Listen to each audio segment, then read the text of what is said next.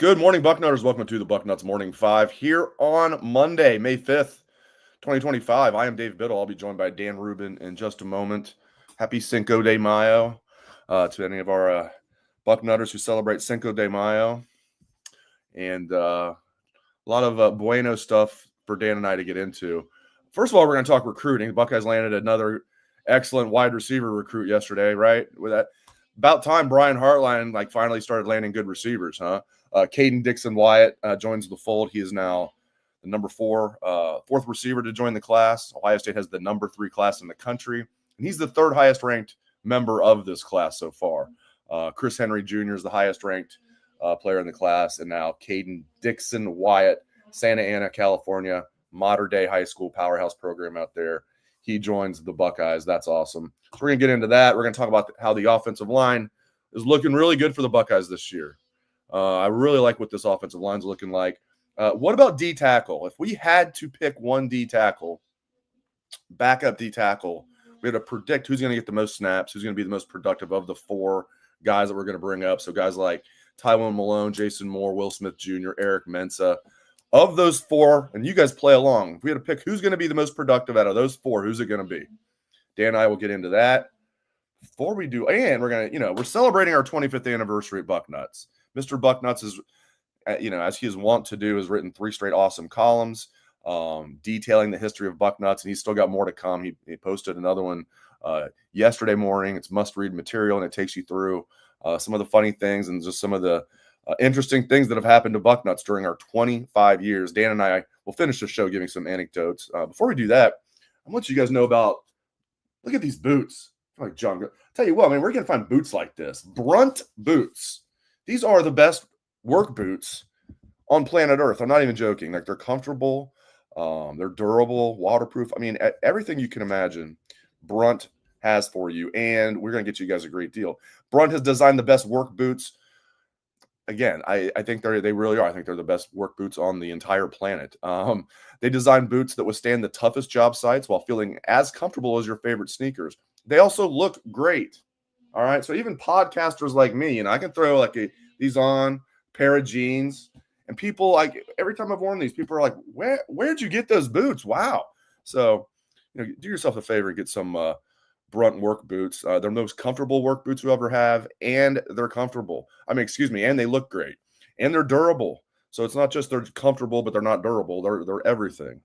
For a limited time, our listeners get 10% off at Brunt with the code Bucknuts at checkout. Just head to bruntworkwear.com, use code Bucknuts, and you're all set.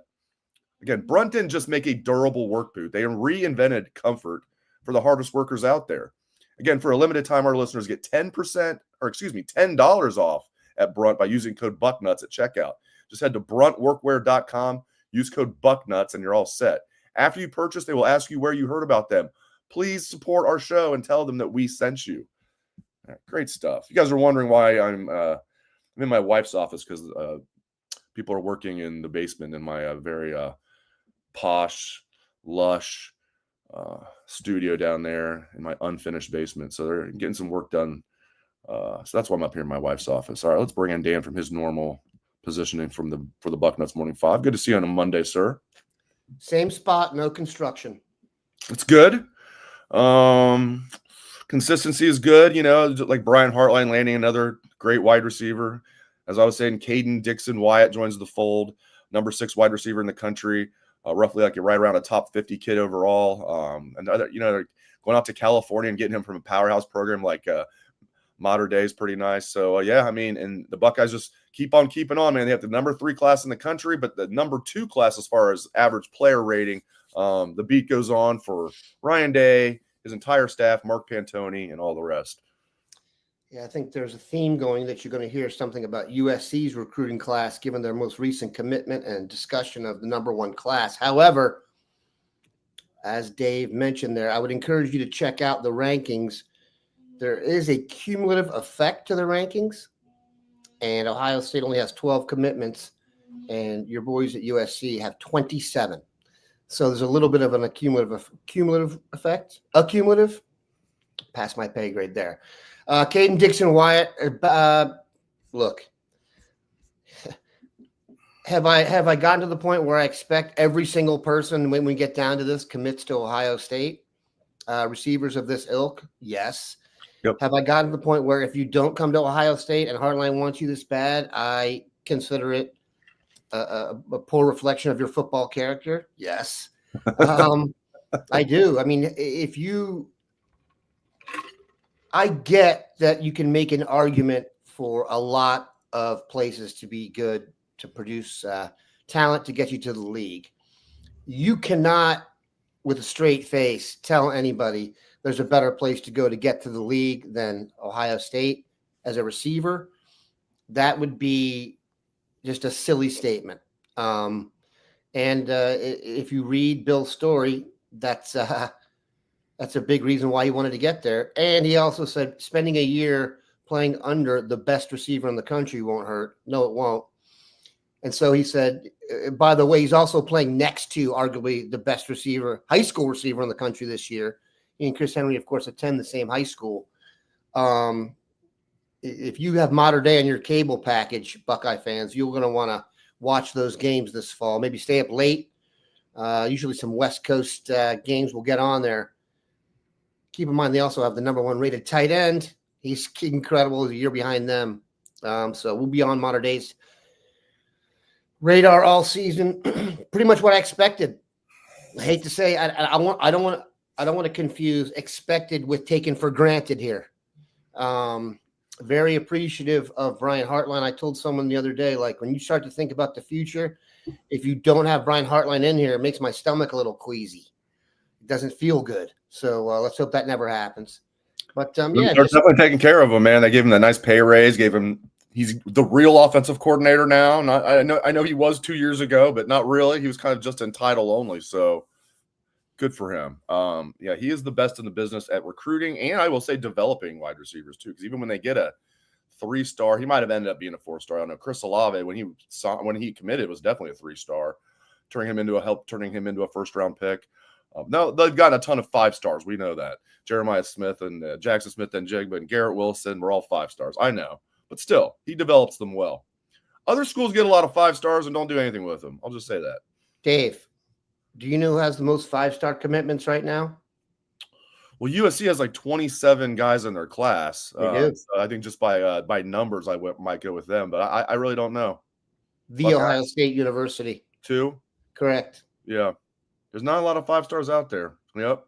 All right, let's move on. I'm just trying to compare when everyone's going on the USC craziness here.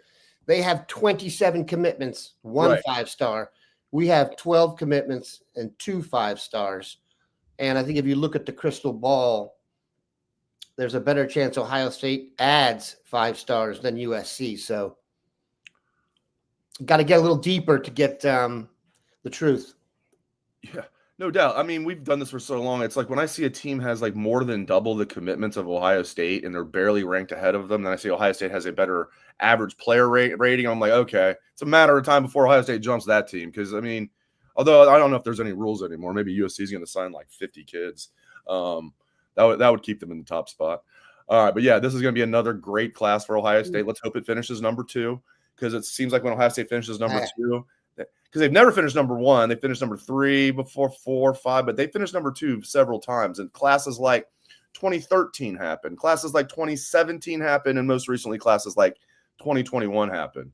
Maybe this 2025 class will do the same thing, because every 4 years, it seems like that's what happens. Think about that 2021 class, man. I mean, all the guys that just got drafted from that class. So Emeka Kuka and, Tyleik Williams, 1st-round picks, right? And then you had JTT, 2nd-round pick. You had Sawyer was a 4th-round pick.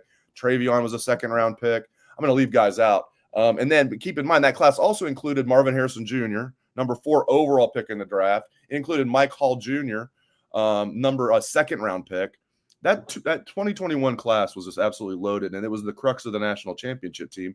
Just like in 2013, that class, Ezekiel Elliott, Joey Bosa, all those guys, that was the crux of Von Bell. That was the crux of the 2014 national championship team. So absolutely love it. They continue to just absolutely crush it. All right. You want to talk O-line? Yeah, let's talk O-line first. I want to talk O-line, and then I'm going to get your thoughts on, if you had to bet right now which one of the 4 backup D tackles is going to play the most. We'll have our good friends play along here. I do want to talk some O-line. Actually, there was one question I want to get to real quick, Dan. Okay. Mike is asking, since we were talking recruiting before we move on, he's like, this is Mike on YouTube. We all know who the best recruiter on Ohio State staff is. Who's the weak link? I'll tell you what, Tim Walton would give. Well, Brian Hartline's the best. Tim Walton is like awesome in his own right. I'll kick it to Dan in a moment. I don't see a weak link. If you asked me this last year, I would have said Justin Fry, because we know he just didn't like recruiting. But Tyler Bowen's definitely not a weak link. I think Laurinaitis is doing a great job at linebacker. I think Guerreri's a good recruiter. Obviously, Hartline's not bad. Keenan Bailey's doing good at tight end. Carlos Laughlin's doing great at running back. Who am I leaving out here? I like everybody. We're the top of the food chain. I don't understand why we even have to have a weak link. I understand the question. I just don't think one exists right now. I think you answered it. From a recruiting perspective, Justin Fry was not a beat the bushes guy. We know this. However, when I look back on this season, still basking, one of the most amazing things is the way the offensive line performed under serious duress and movement, and he's going to get a lot of credit for that. So I understand the question, and I appreciate it. I just don't think that the number, a top 5 recruiting situation in college football necessarily has a weak link. And because of the way Tyler Bowen has hit the ground sprinting, I'm pretty happy with where we are. This offensive line coach has traditionally, let's just be honest, not been where they've recruited the best or had the most, what do the kids say now? Recruiters with the Riz. With the Riz. We learn all the terminology. We know this because we have kids. Right. Yeah. Yeah. In fact, one of my friends' college buddies is trending on TikTok because his daughter did some goofy question. And I sent it to somebody about eating somebody or something. I don't know. And I sent it to my daughter, and she's like, "Oh no, now I can't do this to you." So eating good. I will not be trending. No, that's not good. No, I mean, I learned last year before. Now everybody knows what it means. But my daughter came home on, she's like, "Yeah, she's my op," and I'm like, "What? What does that mean? She's my op?" This is like a year ago. Everybody knows what it means now, and I'm like, "What?" She's like, "Opposition," and I'm like, yeah. Okay. And then, now, it's in like rap lyrics and stuff like Kendrick Lamar and stuff like that. So everybody knows what it means now. But yeah, I'm always at the cutting edge because I have a freshman in high school. Tragically unhip, but yes, for sure. Yes. We learn it from them. Man, this offensive line looks really good this year. I know we've talked about it some, but I just want to break it down. Like, let's get in the weeds here with this O-line. And it's crazy, man. Yes. It's like, last year at this time, we're like, I can't believe this D tackle situation we have. Look at this. We got JT. We got Ty Hamilton and Ty League. We got Caden McDonald. We got Hero Canoe. We got this guy. We thought Jason Moore was going to step up. Will Smith. We're like, wow, look at this depth at D tackle. And then we're like, dude, we could be in trouble on the O-line. And how about now? And we weren't in trouble on the O-line, even with 2 major injuries. How about this? Ethan Onionwa, in my opinion, the most underrated player in the entire transfer portal. He wasn't even ranked like very high in the portal, even though he had guys who do this for a living, who were saying he was going to be probably a 2nd-round pick, 3rd-round pick at the very least if he just turned pro this year. So Onionwa at left tackle, love that. Luke Montgomery entering his junior year at left guard, love that. Carson Hinsman, 4th-year junior, center, all the experience he has, love that. Tegra at right guard, I like that. I like that he has a lot of experience, and I like his size. We'll get to that in a moment. That's the one that we kind of written in pencil here, Dan. And then I have Austin Saraveld at right tackle. Now, Ryan Day, and it's not typical that he does this. Last Tuesday, I'm sure you saw this, came out and just said, Austin Saraveld will definitely be a starter. Like, no doubt about it. We don't know if it's right tackle or right guard, but he's going to be a starter. So that tells me, obviously, it's going to come down to Phillip Daniels versus Tegra, even though they play different positions. Because if they prefer Tegra over Phillip Daniels, they'll put Tegra at right guard and Saraveld at right tackle, in my opinion. If they prefer Daniels, they'll put Daniels at right tackle, and they'll put Saraveld at right guard. I want to get your thoughts on that. And furthermore, that gives you depth. Whoever loses that battle between Tegra and Daniels becomes your 6th man. They also like Josh Padilla a lot. So if Hinsman gets hurt, you can put Padilla in there. Or if one of the guards gets hurt, you can put Padilla at center and move Hinsman to guard. And they also like Ian Moore. There's some other guys in there. Gabe Van Sickle's a guy that was probably a little underrated. Carter Lowe's a guy that has a good future. Man, this offensive line, I love the starters and I love the depth. Yeah, I think they're in a better position depth wise. Even though last year the depth was great and was needed, I still think they might be in a better position here. There's no Donovan Jackson. There's no like plug and play, at least at this point. NFL. Onionwa. There's no one with Donovan Jackson's pedigree. And I That's told true. you this, Dave. I'm just going to toot my own horn of this when we're going over first round draft picks, and the staff thread put the over under. I said you got to beef that up and put Donovan Jackson in there. There was some resistance. I just did not think it was possible to have 32 picks and not pick Donovan Jackson. That just football sense did not make any sense to me. And thankfully, that was taken care of, and good for him too. You get picked, 24th in the draft. Yeah. You're thinking that's 2 beach houses right there. So good for him. I love this. I love Carson Hinsman at center. Yeah. I don't like starting the season with an inexperienced center or a young center or an undersized center.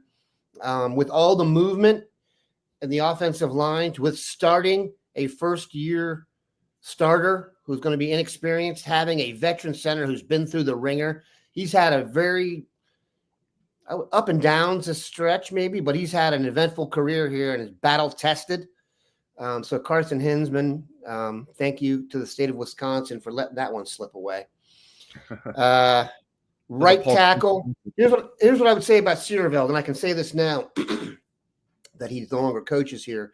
Do you remember when we had the 2 years ago, it was the Kyle McCord year, where we sat with Justin Fry for the fundraiser, and he told us right now, day one, there you go. There we go. Kind of a combo deal there. Seerveld was the best run blocker on the team already. The thing with Austin is he came from a high school offense that basically ran the wing T. I don't know exactly what they ran, but it was one of those old school offense where he was the best player on the team, would have been the left tackle, but they played him at guard so he could pin and pull, kind of like the way Josh Myers was used at Miamisburg, for you geeks that remember that stuff like us. And I say geek in a positive term there. So I'm not surprised that he is, after several years in the program and being thrown into the fire, that now he's good enough at pass blocking that he's going to be a mainstay. And yeah, whoever wins that, I mean, Philip Daniels and Tegra, 2 of the monsters in the locker room, 2 of the bigger humans you'll ever see in person, truth. Whichever one has a better go at it. And truthfully, if you think about it, who's the healthiest? You know what I'm saying? By this point, it ends up being health as much as talent. Guys roll ankles, guys have hamstrings, and all these little soft tissue injuries keep some guys back. Who knows what's going to happen with that? But get your best, healthiest 5 in there. And one thing that I think we've talked about, I like that Hinsman's played guard. We've seen Jackson go out to tackle. Seerveld's played some tackle. Padilla can play guard and center. The versatility and the experienced versatility, if that's a term, makes me a little more optimistic than last year at this time when I kind of felt everyone was kind of siloed. Now, it worked out. They handled it. But anybody who says they were super, super confident with Donovan Jackson going out to left tackle, I'm not sure that's totally above board. You know, it's funny. I always thought he played well overall at guard at Ohio State, but I did think, I was like, man, he's kind of played more up to like high 4-star status. I know I'm nitpicking here. Not really 5-star status, I thought. He's like, good player, solid player, probably going to be a 3rd-round pick, something like that. And then he went to left tackle, and I'm not acting like he was Orlando Pace or anything, but I think he was a better left tackle than he was a guard. Is that crazy? Is that recency bias because they just played so well, like in the playoffs? But he played so well. He didn't give up a hurry in the playoffs, a pressure, let alone a sack. There are multiple NFL teams that had him on the board as a tackle.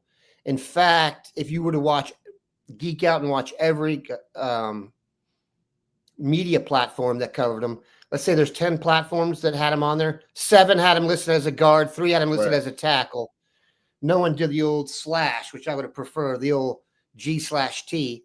But, it definitely helped him. I mean, completely. Oh, yeah. And I also think there was also romantic's not the right word, but the fact that he had to start his first game against the unquestioned best pass rusher in college football, and that he did struggle a little bit on a couple plays, but overall played well enough for them to win that game on the road in your first start ever. We've talked about this. I thought the first start ever for Taylor Decker was the hardest assignment in school history, and he's been a great Khalil pro, Mack. but let's just say this was a rough day for him. Yeah, Khalil Mack. For those of you who remember Khalil Mack, which then started my quest to try and figure out how Khalil Mack went from Florida to Buffalo for college. I've yet to determine that and Andrew Norwell not being invited to the combine, or the mystery of the Sphinx, the three things I can't figure out. Yeah, so I'm very optimistic about the offensive line. I'm equally, like you, high on Ethan Anianwa. It sounds like he would have been a second or third round pick as not a project, but a guy they would bring in and try and mold, kind of burn some of that weight off there and get him a little more battle tested, considering he'd been playing at Rice. Now he's just going to do that at Ohio State. So the sky is the limit for that dude. If you told me Ethan Anianwa developed into a first-round pick, that's completely believable to me, given his size, given where he is right now, and given his recent past.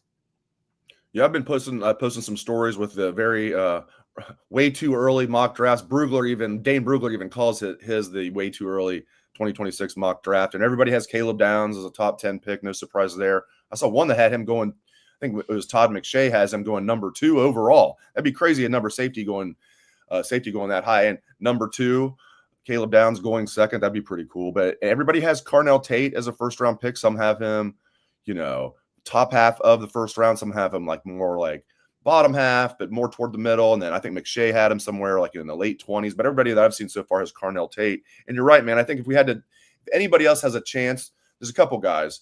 Onianwa would definitely have a chance, in my opinion, to work his way into a first-round pick, as you said.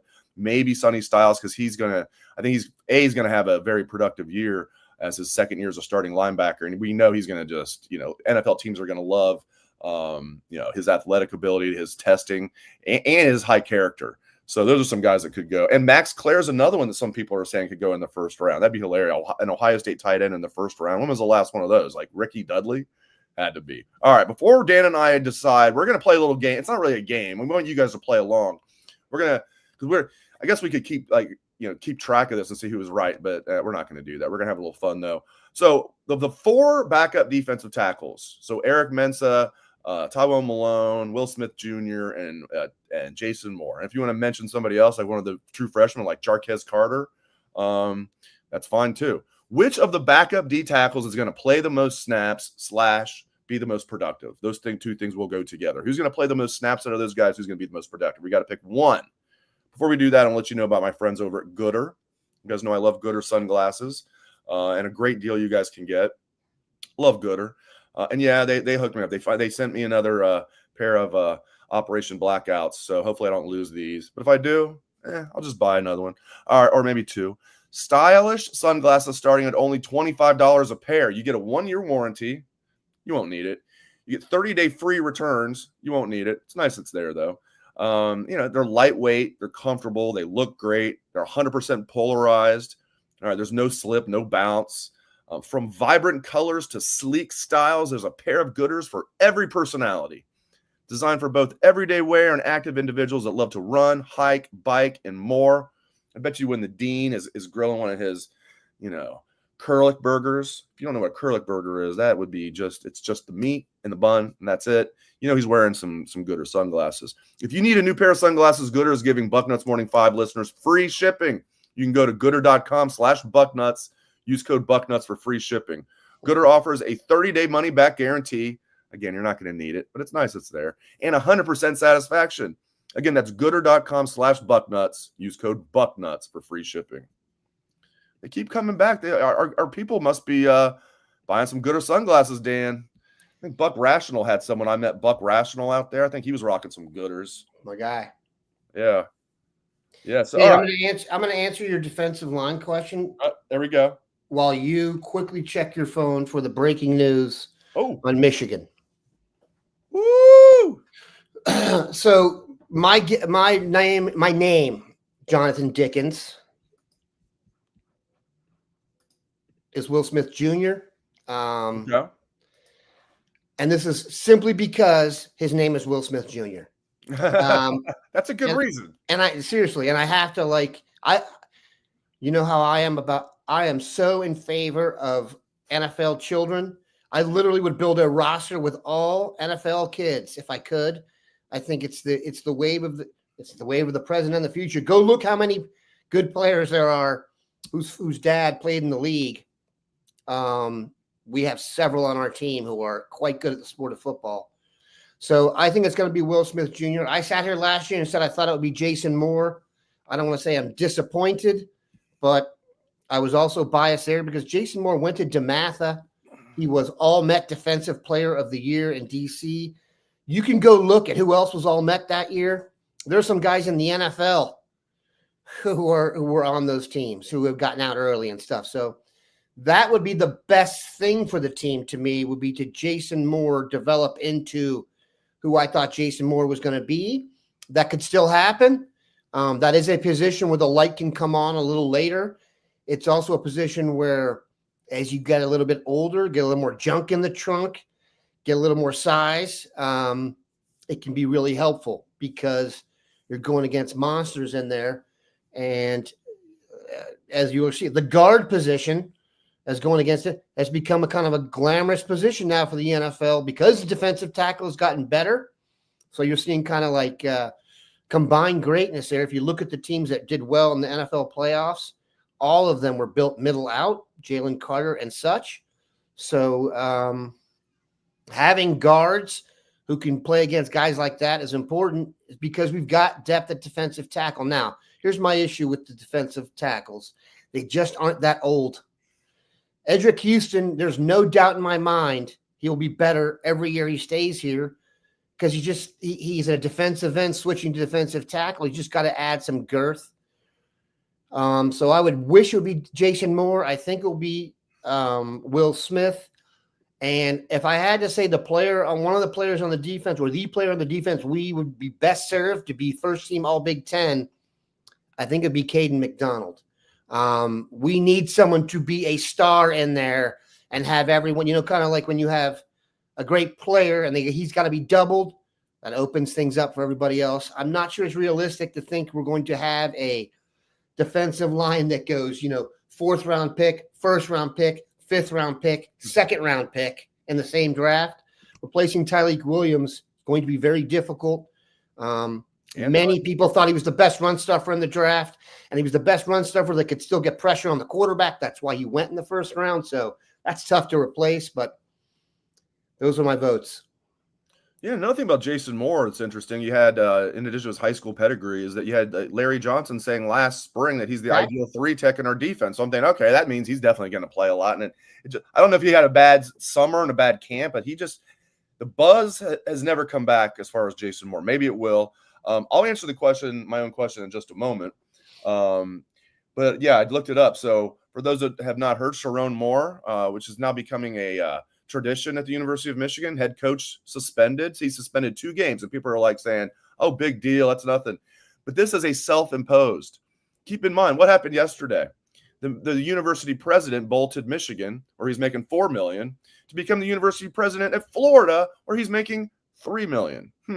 Dave, that's interesting. I think so. I think people do that all the time, man. Just take a $1 million pay cut, to go to. And Florida's a good academic institution. For those who don't know, it's not as good as Michigan academically. It's good. So you're taking a 25% pay cut. You're taking $1 million pay cut. That tells me they probably told him look for a new job. The very next day, they impose a 2-game suspension on Sharon Moore. We haven't even heard from the NCAA yet. And the funny people on Twitter are already saying stuff. I was just looking at it like, we didn't do anything wrong. I didn't know anything. I'm completely innocent. And also I'm going to do a self-imposed 2-game suspension. It's like, okay, sure. Again, I don't think the hammer is coming down. If you believe the hammer would mean they lose their national championship, they have a multi-year postseason ban, all that. But I do think something serious is coming. I do not think they're going to get the title stripped, but I do think they're going to lose some wins, and they're going to have a postseason ban, maybe a 2-year postseason ban. I don't know for sure, but I don't think it's going to be a slap on the wrist. And the dominoes are starting to fall here, Dan. They are. it's just a weird situation. In fact, also, do you know that he's serving suspension for Michigan's third and fourth week opponents too, Central Michigan and Nebraska. What is that? Why? I don't understand that. Why wouldn't be suspended for the first 2 games of the year? Isn't that kind of goofy? And then he's barred from the team during those weeks. It's like a planned diet or something. It's just bizarre. They're fasting for 2 weeks or something in the middle of the season.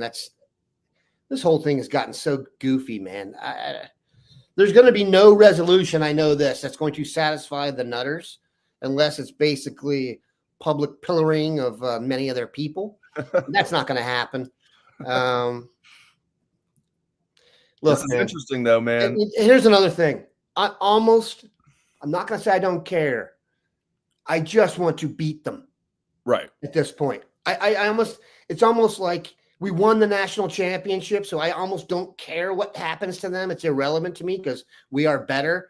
We just need to beat them so I can stop hearing from people that I run into. And when I leave the airport and I don't figure out how to pay my stub, I have to go to the guy and he says, because of my license plate, he says, go blue. Okay. I don't want this to go on anymore. That's what I want. I'm sorry. That was a personal rant, Dave. Back to you.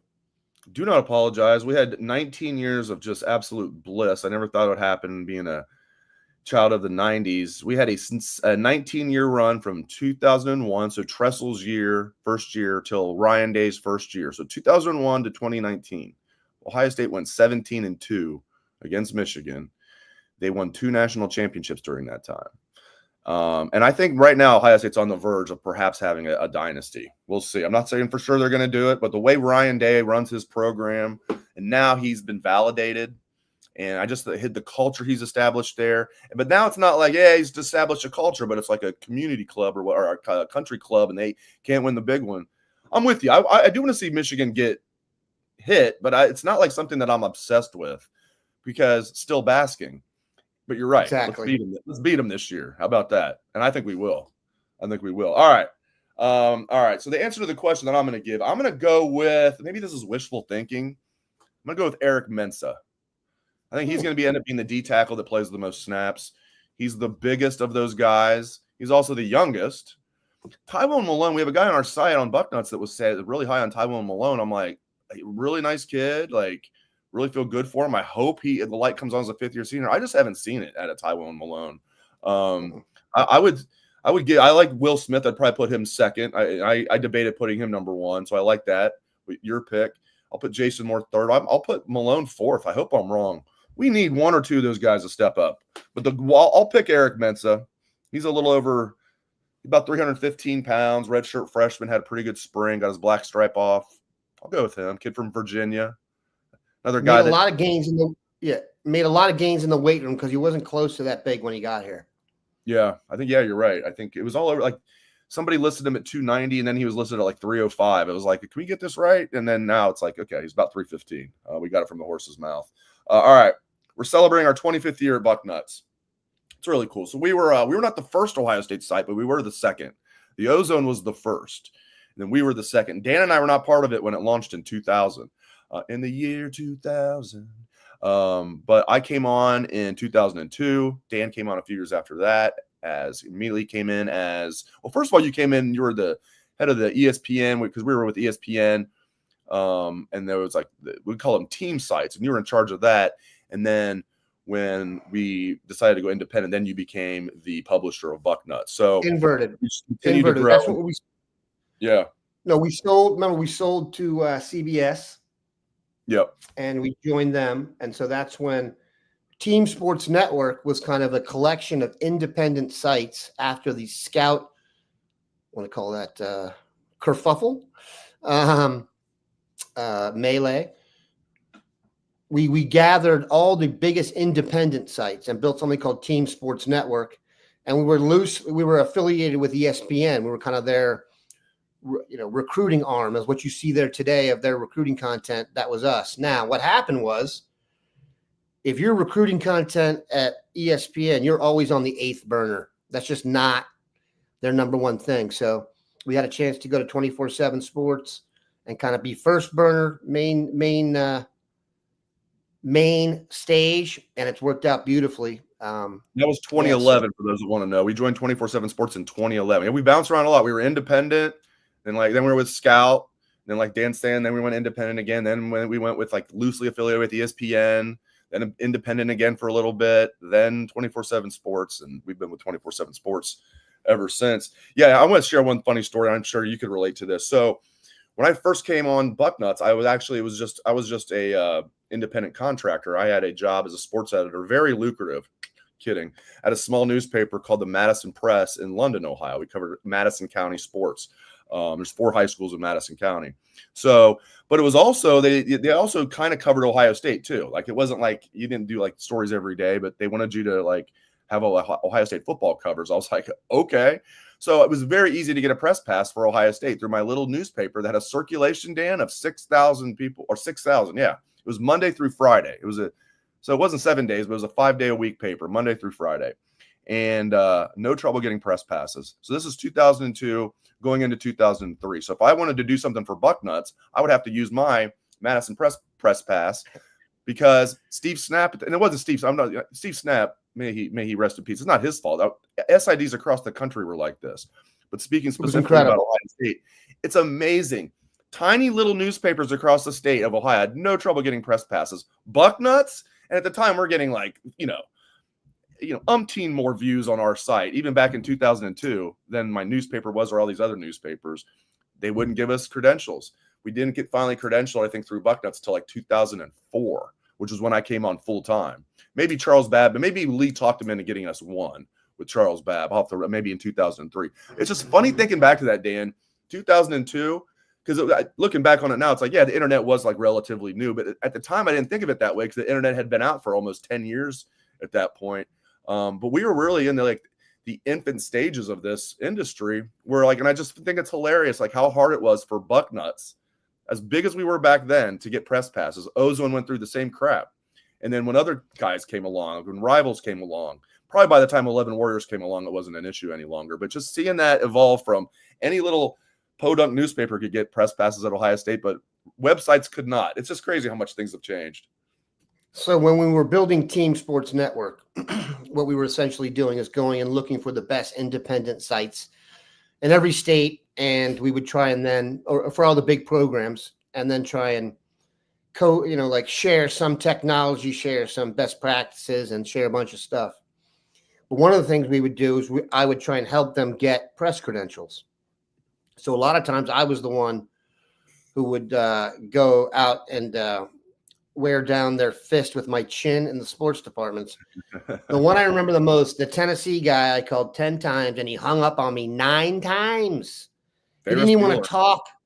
He didn't even want to talk to anybody from an internet site. He was an older fellow with a deep Southern accent. His name may have been Buzz. He was a grown man with a crew cut. That's another thing I remember.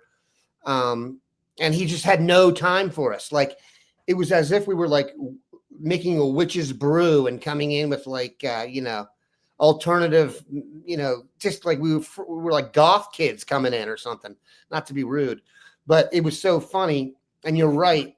The Madison, people do not, the last time I checked, really go to the Madison Press for Buckeye coverage, Dave.